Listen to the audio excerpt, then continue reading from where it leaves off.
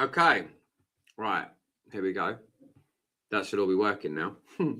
Hey everyone, so we are just setting up with the other devices. For some reason, StreamYard wasn't letting us on, which is a little bit annoying, but here we go. So we're hopping into this over the next 60 minutes. We are going to make life a little bit easier for anyone who's got a business out there.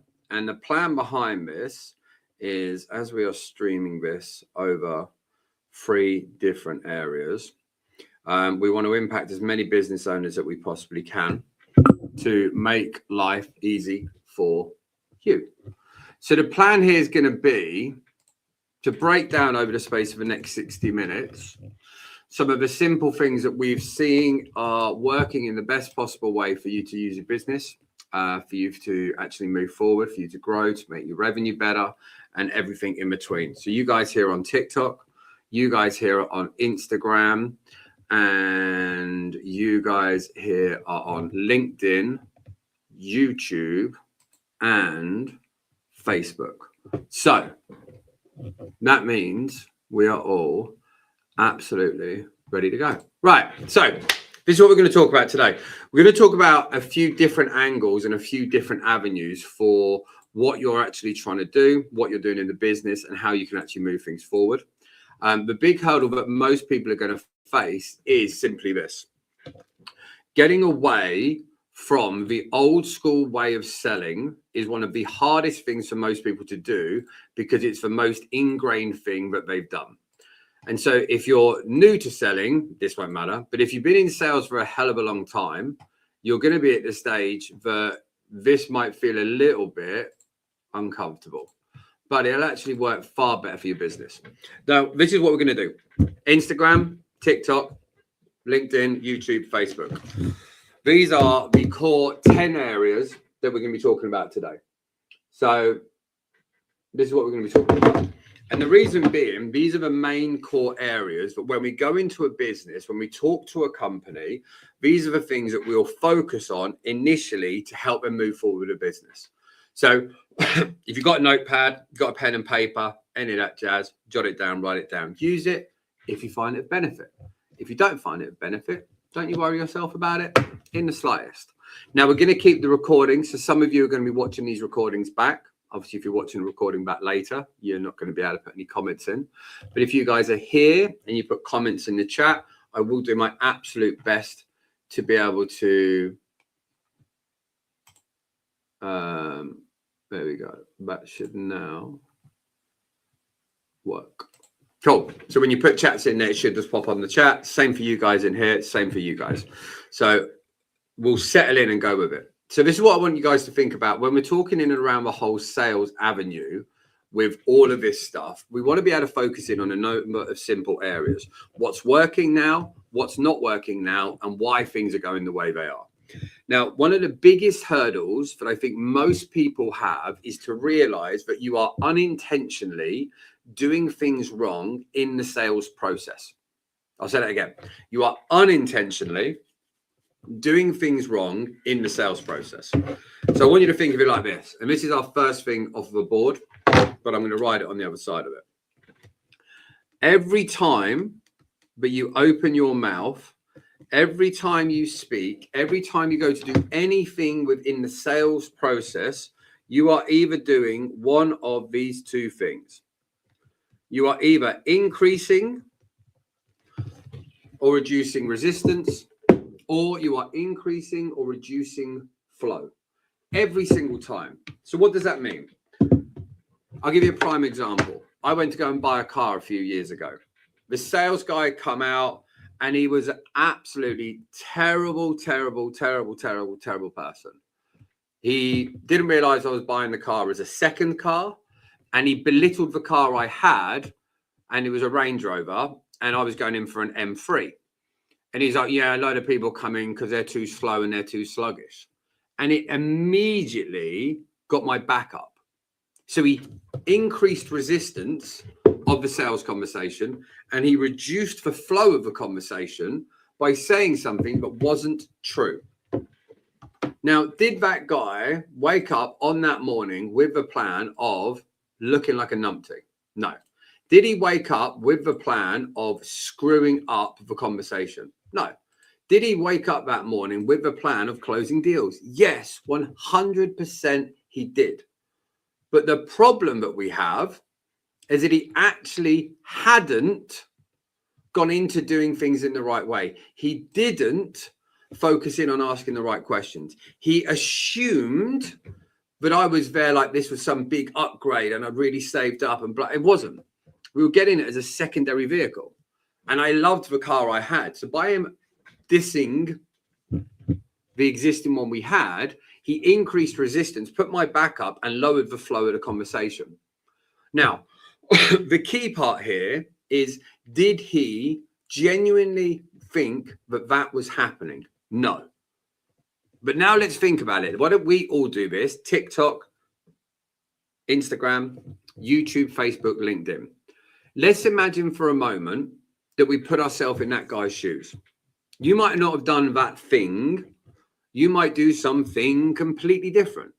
But is it understandable to realize that you could likely be doing things in the wrong way with the best intentions, but without actually doing it in the right way?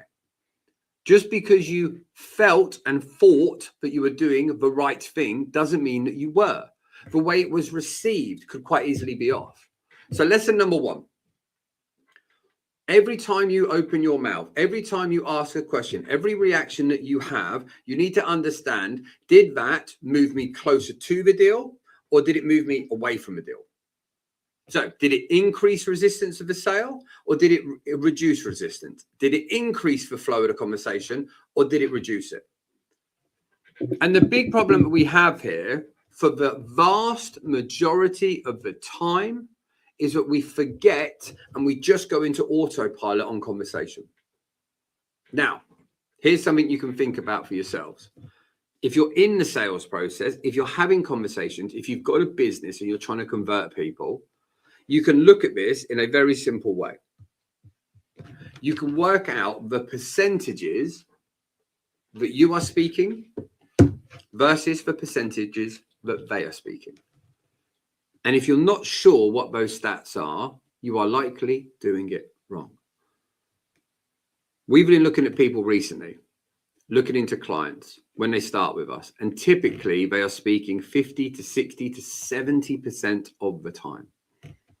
Now, I know the irony of me being on this conversation. I'm doing all the talking, but that's because this is presenting, not selling. I'm not here to sell you a conversation today. I'm not having a conversation with you.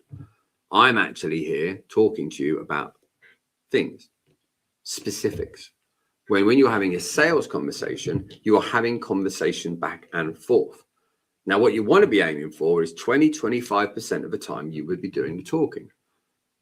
Now, if that sounds like a crazy number, you are likely, again, increasing resistance and reducing the flow of a conversation without even realizing it. Okay, so number one is down. So your first lesson behind it, assessing the fact of, are you increasing resistance or are you increasing and reducing flow? Now we're going to move into the next one. So the plan behind this is to break down some of the most simple rules that we have that we'll go off and talk to people about all the time. Because actually, with a lot of the stuff we're talking about, it is the simple and almost easy things to not do that will cost you revenue. And this is where you can get the fastest increase in results within your business, is by tweaking and adjusting the small actions you're consistently doing every single day. So when we're having a conversation with people and we're trying to understand, I'm trying to decide what one to do on here. So let's talk about this. If I can give you a bit of advice on this, and this is going to be for the conversation for most people. A huge amount of people out there, we've all had bad experiences with sales where people are talking to us and we feel like they're talking at us. I know I'm talking at you now. It's different. And we want to be at the stage that you actually stop trying to sell. And that's actually what I want you to start thinking about is, Selling isn't a bad word, but I want you to think about the theory behind it. Instead of you thinking about the actual sales part, we want to start focusing in on help, not sell.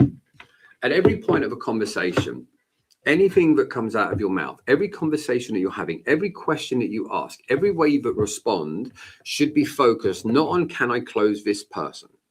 It's actually about how can I help this person in the best way right now? What does that person want, need, believe, whatever it is?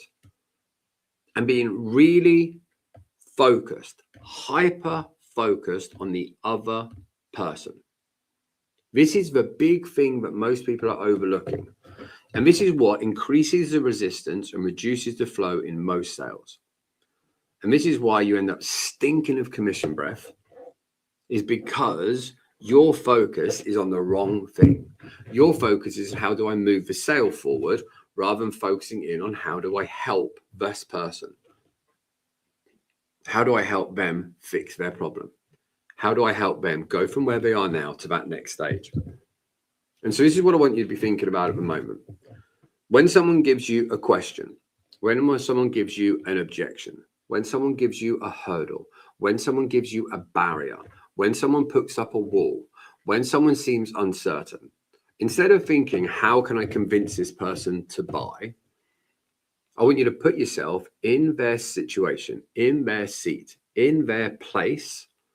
And I want you to think, if I was in their place now and I was saying this thing, what would likely be the problem that I'm actually focused on?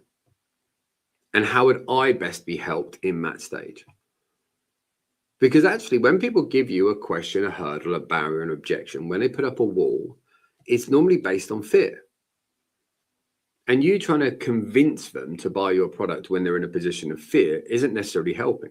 Can you change their belief pattern? Yes. Can you give them a new perspective? Yes. Can you tell a story? Yes. Can you give a different dynamic? Yes. And this is what I want you all to start thinking about more. Focus in on helping that person. Your product, your service fixes a problem. And you and your vehicle are the thing that matter the least.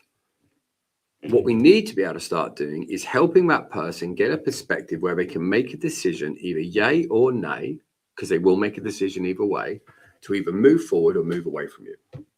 And this actually will lead us into the next part. And this is where you will absolutely be blown away by my drawing skills. So this is where a lot of people get it wrong. When people talk about selling and sales, they think about the fact of, let's imagine that we've got dear old Johnny, and Johnny's on his little road. I told you, love my drawings. And he's on his motorway, and this is where he's going now, right? So he's on the motorway going along this road. And what a lot of people think in sales is when they say yes to you, they're coming off on some little, they're choosing to come off of the existing path and go down some dirt alley. But actually, the way I want you to think about it instead is every sales conversation that you're having, it's not the fact that the prospect is on a motorway, but it's more like the fact that they're on a road and they're coming up to a T-junction. And what they're going to do in the conversation is they're going to come to a point where they're either going to make a decision for yes or no. And that's it. They make a decision on every single call. They either choose to go on your path or they choose no. And when they say maybe, when they say I think about it, the path that they're choosing is no. And I want you guys to get to the stage where you stop thinking that that's a big problem.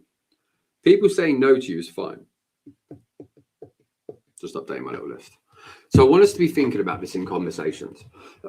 If someone says no, if someone says I want to think about it, I want to wait, what they're telling you is no. A decision is being made. And a decision is being made on every conversation that you guys ever have. It's more a case of, is the decision going in a way that you wanted it to go? And it's completely fine when people say no to you. It's more about the fact of, for you guys out there, you need to start realizing that when people say, I'm going to think about it, what they're actually saying at that point is no. So have you guys here on Instagram, TikTok, YouTube, Facebook, LinkedIn, I want you to all realize that this is true.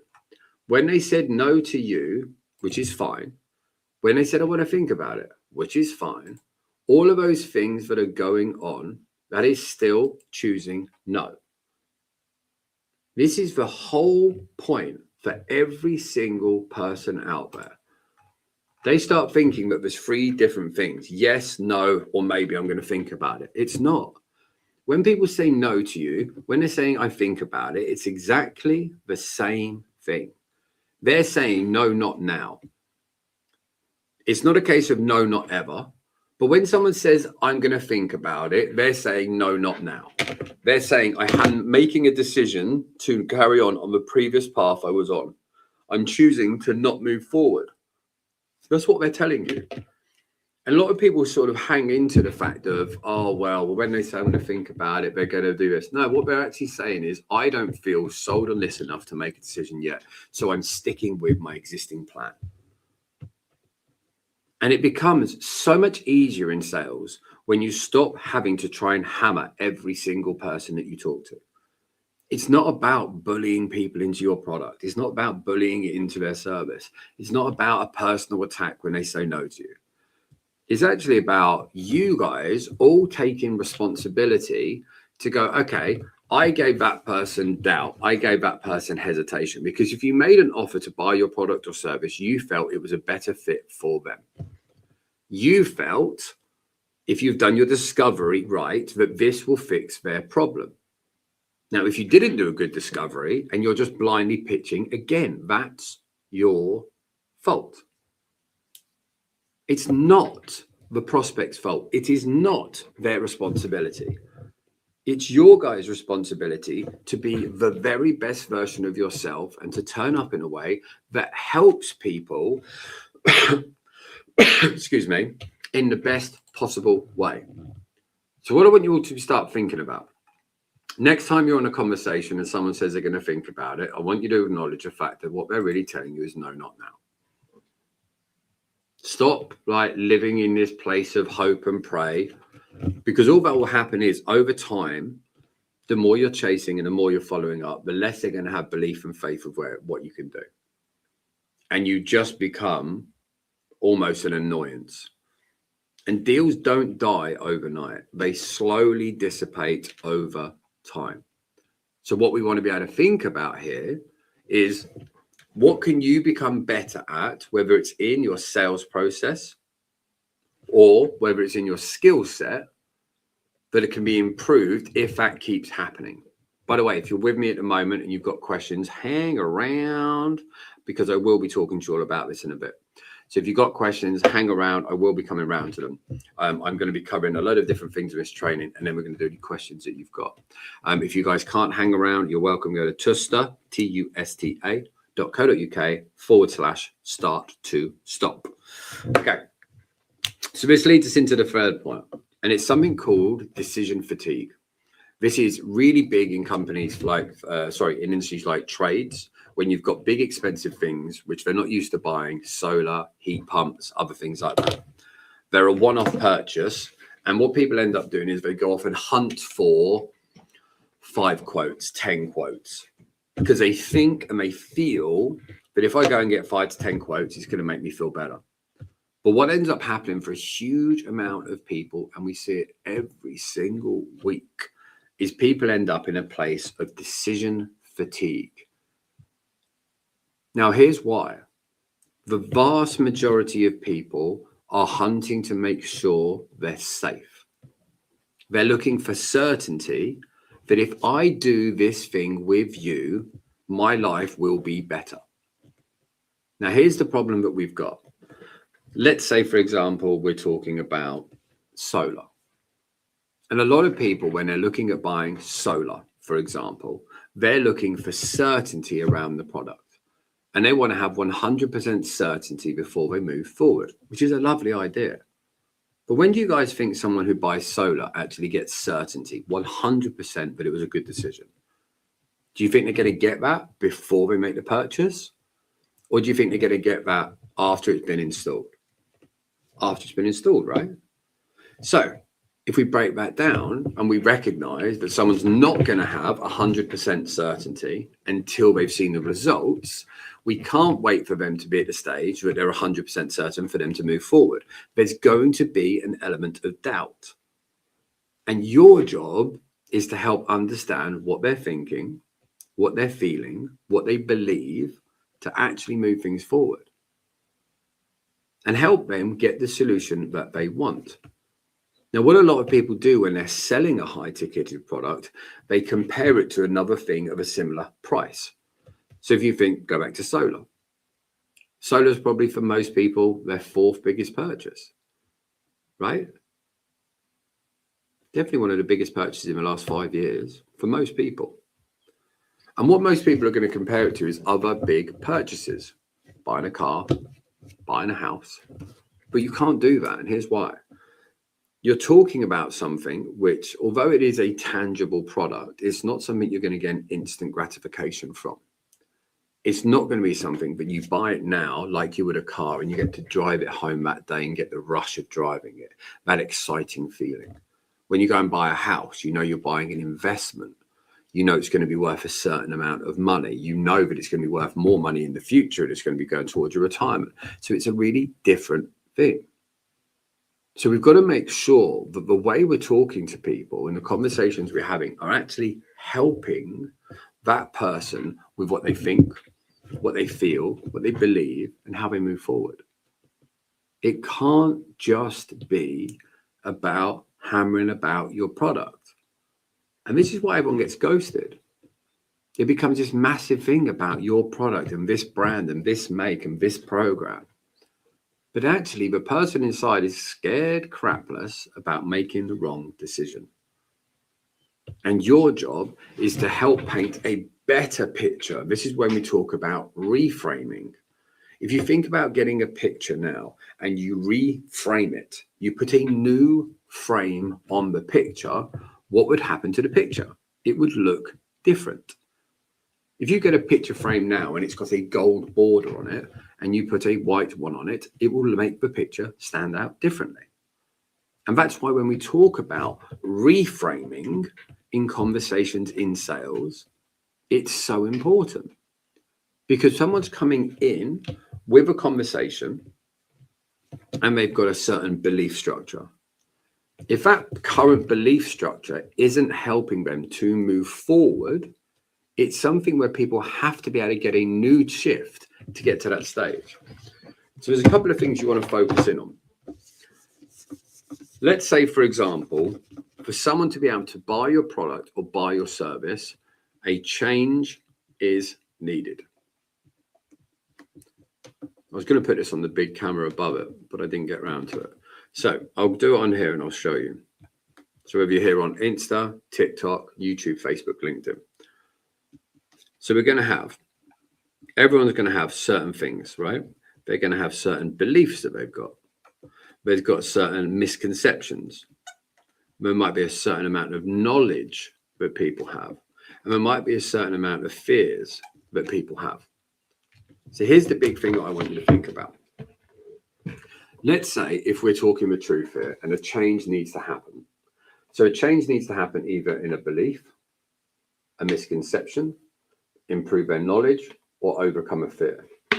Now, although the knowledge part is important, for most people to make a big decision about what they're talking about, to make a new purchase, they're going to have to make a decision and they're going to have a change in belief, misconception, or overcome a fear.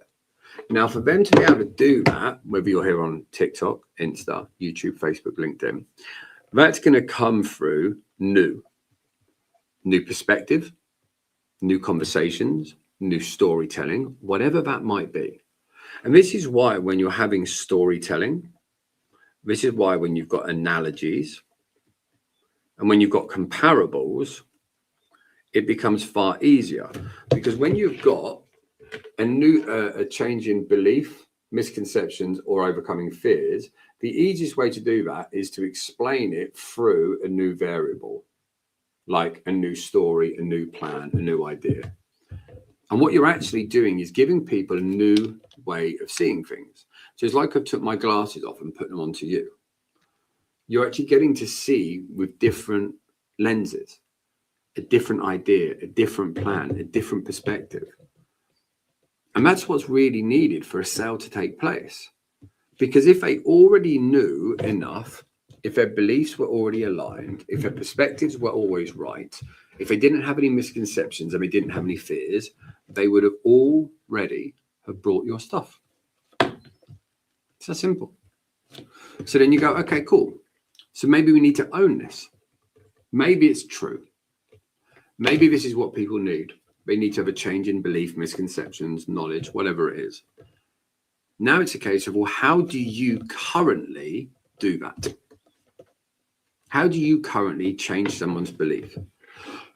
Well, it's not going to be telling them that your product's warranty. It's not going to be talking about what's included in the program.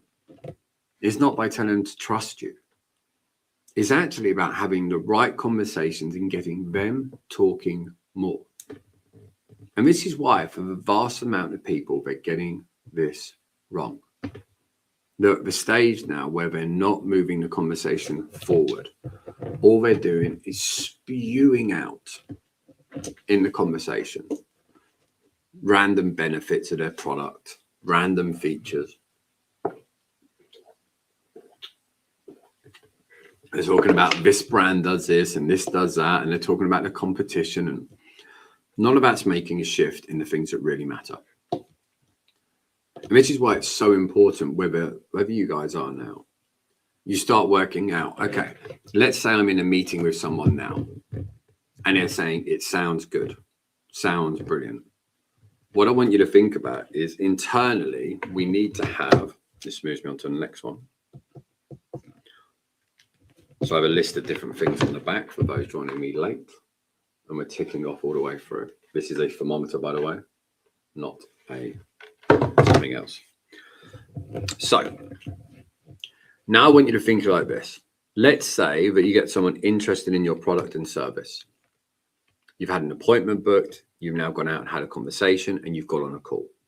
Amazing. You've done a bit of discovery, you've got some degree of interest in what you're talking about, and you've gone and moved into the product too early. You've gone into the offer, the solution too early. What's going to end up happening is they're not in a buying state. So you're screwed. So then they're going to give you the, I want to think about it. I want to do this. I want to do that. But actually what you need to start focusing in on is internally, they have a switch that needs to click when they have a change in belief, a change in perspective, a change in knowledge, a change in awareness, an overcoming a fear, overcoming a misconception. Whichever it is, that's actually what people really need to be able to go off and do. And so when you get an objection next time, instead of thinking about this person's this and this person's that, I want you to start thinking instead about what is it exactly that they need right now from me. Trying to find my little Stanley thing. Oh, this one here will do. What does this person actually need from me? That's actually what you want to think about. Because when someone says they want to think about it, it's not the fact that they want to go home and they want to pray or any of that stuff. What they're really saying is, I'm nervous, I'm scared, I'm worried that I'm about to make a mistake. And you guys aren't helping them. I'm just going to move you guys up a little bit. That'll probably be better. There you go. That's better, isn't it? You guys need to be at the stage that when you're having these conversations with someone, you relate to exactly what they're talking about. Not because you're trying to convince them and bully them to buying your stuff, but actually when someone gives you an objection, when you accept the fact they're not going to have 100% certainty, when you accept the fact they're going to have nerves, when you accept the fact they're going to have questions, you then accept the fact that I might need to have more time with this person. You're not kidnapping them and putting them in the boot of the car. You're just asking better questions. And the problem that most people have is you get to the end of the conversation and you offered the product too quick, too early, so they weren't ready anyway. And this is what I'm going to talk to you about now. So let's say, for example, my drawings are absolutely terrible, by the way. So let's say, for example, this is our thermometer, and I am fully aware my drawings are horrific. Let's say that for somebody to buy your product, they need to get up to around 85 degrees. I'm going to write on it, this is a thermometer.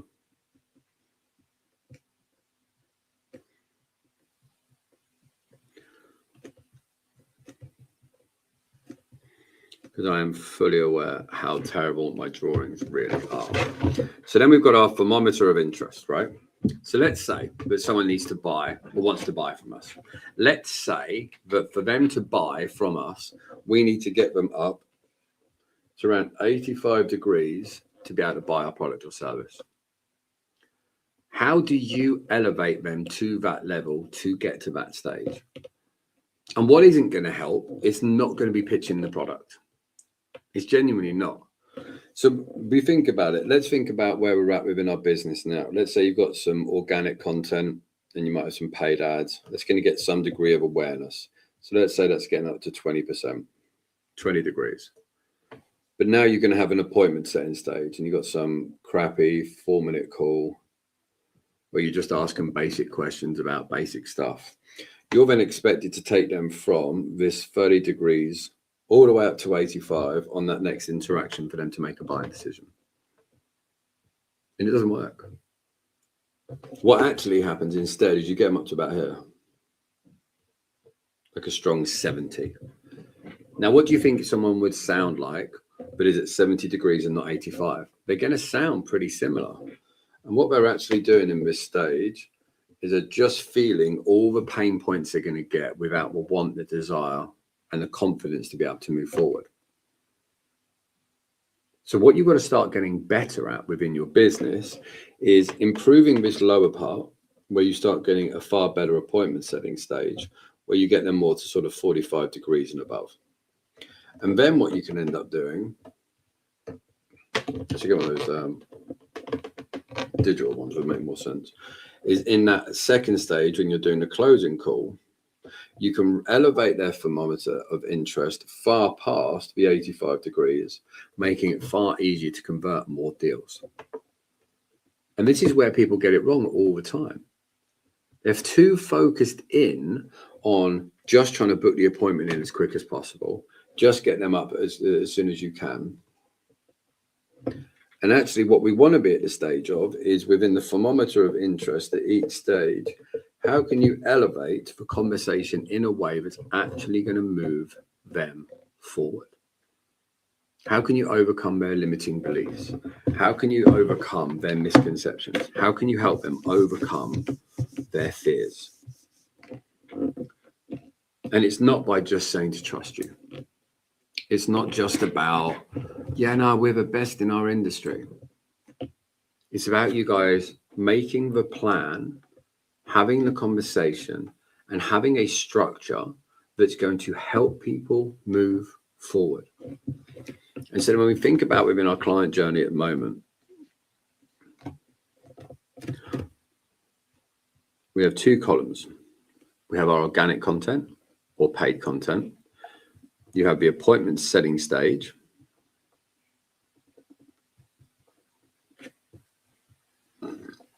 And then you have the closing stage. I'm giving it titles like this because it gives you context of what we're talking about. So let's say this is where your business is at now. You've got a bit of organic or you're paid, you get a bit of a lead, and your goal then is to move them into this stage. And your goal here then is to move them into this stage. And this is where you're going to make all the money because you're closing the deals. But the problem that we've got now is people are getting so bombarded with information, ideas, plans, and solutions. People are losing their attention far quicker. And this ends up really causing you guys a huge problem. Because what you end up with is in these gaps, you end up with what we class as the DMZ. So between each stage of your business model, you've got the paid ads, you've got that gap between them and talking to your seller. You've got this stage here before the appointment being set through. And this is where you're getting the biggest amount of drop off. Can I write upside down? That's actually quite good writing for upside down, I think. No, that one. So this is, I'm actually quite impressed I can write upside down. Terribly. But that's quite good upside down writing. I'm sure you'll agree. So this is our big drop off that we're going to see. So if you're ended up putting in 100 leads at the front end, and then you're coming through here, so you've got your 100, and you get a massive drop off here. And now there's only a potential maybe to get 30 of these into appointments, and you get a massive drop off here. This is why you end up with sort of 6 deals. And this is why now the idea is to fill in these gaps to stop getting the big drop off. And this is why you've got to make sure that all the things that you have in this place are going to move the sale forward. And we talk about this all the time. It is so easy to not do this stuff. It is so simple to just sit there and hope that people are just going to buy. But actually, it's not helping you in your business to actually move forward. What you're really doing is just trying to put in at the front end more leads, and you're hoping it's going to get better. But actually, what we want to focus in on more is go back to what we said earlier. Focus more on helping people, not about hammering people to buy your shit. Focus more on the fact of what can I do to help this person now? This is the whole point behind it. And I'll give you a prime example. If you're a founder now and you've got a business and you don't have this set up, it's going to mess it up. But then also, if you're not effective in the sales process, it's going to mess it up. We talk all the time. So whether you guys are here on TikTok, Instagram, YouTube, Facebook, or LinkedIn, think of it like a Formula One race team. You've got both elements. You've got the vehicle and then you've got the driver. You could have an absolutely amazing vehicle that's well performed, the whole thing, but the driver sucks. You're not going to get the best performance out of it. On the flip side, you can end up with an absolutely terrible system and a great driver. You're not going to get great results. But you know what we find in most instances is that you've actually got an average driver and you've got an average vehicle. Imagine if you had a race car and the tire pressure is slightly off, the gearbox doesn't quite perform, the fuel's not coming in the right way, the brakes aren't great. It's not going to be a reliable vehicle. And most of us have that within our business. We've bolted a lot of ChatGPT in it. We're just hoping for the best. But actually what we want to do is improve the vehicle so that it works in a consistent manner. Not the most complicated, but actually just the most effective. And then you want to be at the stage that as the driver, you're getting the ability and the skills to get the best out of the vehicle. So then you're knowing what to say, when to say, how to say it on your appointment setting stage. What to say, when to say, how to say it on the closing stage. And that's going to massively spike up your results. And here's the thing I say to everyone out there. If you're a business owner and you don't like doing the sales part, get really good at it so that you can get out of it quicker. Because what a lot of people do, we spoke to a guy recently, he's had his business for 6 years, doesn't enjoy sales at all. And he's always had the goal of getting out of the sales process, but he's never quite had the revenue. He didn't have the training manual. He didn't have the system set up. So he was like, I'll get round to that at some point. And once that's built and once that works and once this, I'll do it. But actually what he really needed to do was focus on himself. Because if he'd have got this right, he could have got out of his sales process after 6 months. But instead, he ended up with a cowboy together system, not really working in the right way, and combined with the fact he didn't have a great skill set. Now he just got stuck in the business for a year, 2 years, and another year. And suddenly he's 6 years down the line. But if he'd have gone off and improved his sales process, if he'd have gone and worked on his skill set, got really good at sales for 3 to 6 months, he could have got out of a lot of that journey. And this is what we've done with a load of companies recently. a founder or me, us, join us, come and work with us. Our goal within the first 4 to 6 weeks is to build out their improved sales system and get them an appointment setter on a low basic and a high commission. Suddenly now the founder isn't having to do any of that work. So now the leads are getting nurtured in a better way, better conversations are happening, automations are happening, they're getting nurtured better, and then there's a great appointment setter getting on a call. Now, all that time that was being spent in 5 different areas in the business suddenly now can just be focused in on just closing deals. With a goal then within 90 days to get them out of that process as well. Then they can focus on, because the vehicle's working, because the driver is in a place where they're actually being high performance, it's going to make life a lot easier. If this sounds of interest, go to tusta, tusta.co.uk/start-to-stop. tusta.co.uk/start-to-stop. That's the whole point behind this. It's not just about bolting a salesperson into your business. It's about making the business model set up in a way that a salesperson can be dropped in, fully trained, fully effective to actually move forward. And with the business owners, especially, if you've not hired salespeople before, you don't know what to hire for. And most salespeople will be good in interviews, but it doesn't necessarily mean they're going to be good in your business. And here's why. Saying sales is a bit like saying sports. You've got basketball, baseball, football, badminton. They're all sports. Now, if you're a world champion in one sport, you've probably got good stamina, good physique, good health, good fitness, good hand-eye coordination, for example. So you've got a lot of parameters that are transferable for what you're doing. But it doesn't mean you're going to be world-class in that stage. Someone just said, what kind of base and booking fee are your setters getting? I don't really know what you mean by booking fee. What do you mean commissions? We work in 19 industries, so every industry is different, depends on the role of what they're doing. So this is what I want you to think about. If you've got your business model set up at the moment where you're stuck doing all the selling, or you've got people in there but they've never been trained, and you're like, why isn't this working? Well, just because you've got someone in the driving seat doesn't mean they're a race driver. Doesn't mean that they're gonna, just because someone's got a driving license doesn't mean that they're going to be a good driver. Just because someone's got experience doesn't mean they're going to be great now. We see it time and time and time again now, where there are amazing salespeople that have been in sales for 15 years, and they're still amazing. But there's a huge amount of people. Yeah. I mean, you pay a book. So there's a guy at sales performance. I don't really know what you're asking me, mate. Yeah. So, I mean, yeah, most of our, well, all of our clients that we work with, they'd be on either a low basic, high commission, pure commission, depends if they're openers or closers, appointment setters, triage, sweep up, it all varies. And it depends on the industry, depends on the product they're selling. So if we've got, for example, someone that's selling a £40,000 product, they're not going to go and get a £10,000 commission. But if you've got someone selling a 10K product, they'll normally get anywhere from 7 to 10% as a closer. But also as an appointment setter, they're going to go off and get a lower basic appointment sat rate. And then they're going to likely get a kickback on the back of having deals come in. And then it will vary behind it. In the same way you can have a basic wage, a retainer wage, or just straight commission.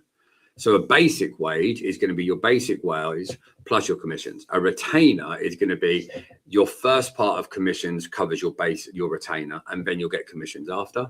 And then if you're going full commission, you're going to then get far more money because you're taking all the risk without any safety net of a basic. So it really depends what industry you're in. And this is also dependent on, for a business owner, what industry you've got and what business you've got. Because it depends on your lead cycle. Going back to what we said earlier, guys, saying sales is like saying sports. If you're in a corporate or you're selling to corporates and your lead to sale time is 6 months, going in on a commission only job, but it's, hey, Steve, I will come on to that in a second. Anyone who's got more questions, but I put them in the chat. It's hard to go and do that. You need a bigger basic because it takes 6 months to get a deal done. Other people out there, if you're selling a product that's 30 quid, taking a certain amount of things out there, which is real hard work. So it's really important to realize, what industry are you in? What are the lead times? Is the company you're working for set up in the right way? We've just halved the lead time of one company. So suddenly it's far more attractive for it. A lot of people out there seem to think at the moment that they're trying to hunt for the perfect salesperson. But salespeople, they're not Rambo. They're not just throw anyone in and, well, just conquer the world. Think about Rambo in the film. He demolished most of the stuff around him because he had a vendetta. That's not what you need. And I think for a lot of people out there, their business, let's say, for example, trade organizations, you need solid appointment setters that can grow into being closers. They start as an appointment setter. They can then move into sweep up or triage. Once they've hit their targets, they can then make 6, 8, 10, 12 grand, moving into a sole solo, and then you can hire again for an appointment setter and bring them through the ranks. That's a smarter move. If you're in a B2B function, your BDM roles can be completely and utterly different. And it's so important, guys, whether you're on LinkedIn, Facebook, YouTube, or Instagram or TikTok, to really understand the difference behind what we're looking at. This is why it's so important for you guys to really think about all this stuff. I'm going to come around to you in a second, Stephen. What's it? We're just looking for appointment setters. We pay a fee for successful meeting attended. Yeah, again, like, I don't know what you're asking me about. Are you asking me to help you find them? So just to be completely clear, we don't charge people on recruitment. So we don't introduce people for appointment setters because we're only working with companies. So when companies hire us, we will help them find appointment setters, help them find salespeople. We don't just do placement with people and introductions in there. So that's one of the big things you've got. Right, Stephen Day. So TikTok, Instagram, YouTube, Facebook, LinkedIn. Stephen Day, hello, mate. Hi, David. So might be slightly off topic. I'm a BDM managing a group of existing accounts and focused on getting new business. What advice would you give to maximize and grow existing customers to get the most revenue out of them? Okay.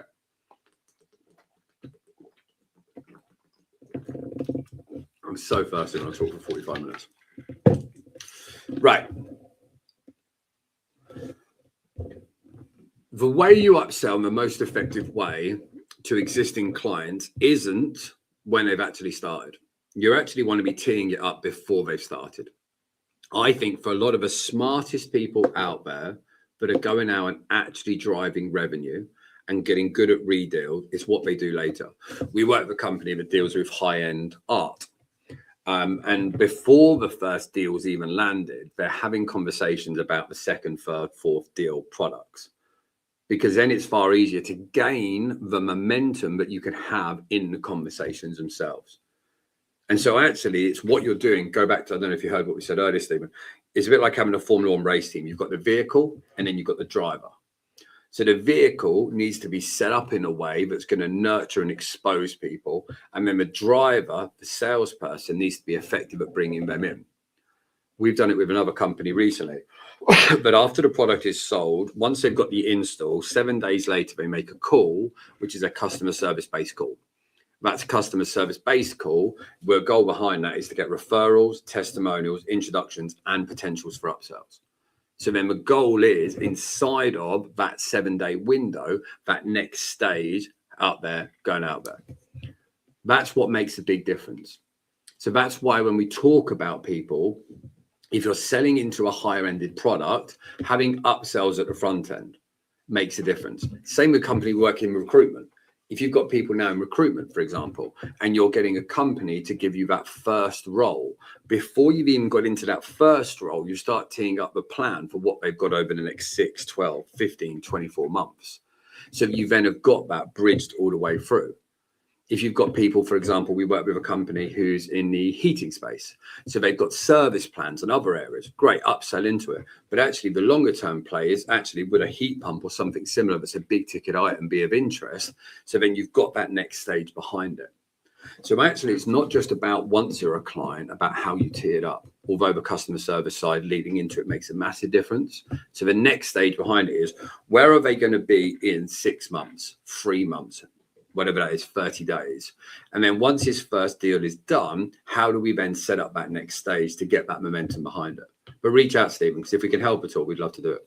So that's where we're at. Armando, good to see you. So Instagram, thank you guys ever so much for coming in today. Nice ones. Holy hand signals. Yeah, I'm a really animated person. So Jack and James says goon. Well, that's cool, isn't it? Nice bit of significance for your day, my man. 100% worked in unregulated investments. Cool. I mean, the art company we work in. Yes, I am him, his dad. The art company we work in, yeah, they're doing well. But again, we've worked in loads of we work in 19 industries. So if you guys think about it like this, whether it's currently from flooring, trades, heating, plumbing, solar, those types of industries, they work really well. Recruitment work really well. A large organizations with 60 salespeople. We've got one at the moment, which we can't talk about the specifics on their business because they don't like to, but their product's about 15 to 20,000 pounds. Now you think about it with them. If you've got high volume of salespeople who are out on the road, having conversations, having meetings, it doesn't take much for a large organization to massively 2x, 5x their business because they've got the volume. On the flip side, if you've got a smaller company and you're the founder and you're doing all the sales, it's super easy for you to be able to go off and grow your business because you can be front facing. It's one of the things we've just done with a solar company. They've just gone from 30K a month to 200K a month. And actually people have real confidence from buying from a founder. The problem is for a lot of the time with founders, they see it like a weakness when they're going out and talking to people, like they should have a salesperson. But actually what you want to think about is what's my situation now and how can I utilize this as a strength? So if you're a small company, it's for hand holding, it's for tailored approach, it's talking to the boss. If it's a big organization, it's for confidence that comes behind that, a big team behind you, whatever it's going to be. Right, guys, thanks for joining. 51 minutes. That wasn't bad. I planned on 50. I've got a meeting at midday with a client, so I can't go any longer. So Stephen, thanks for your question. LinkedIn, Facebook, YouTube. Good to see you. Go and have a good rest of your day. See you later.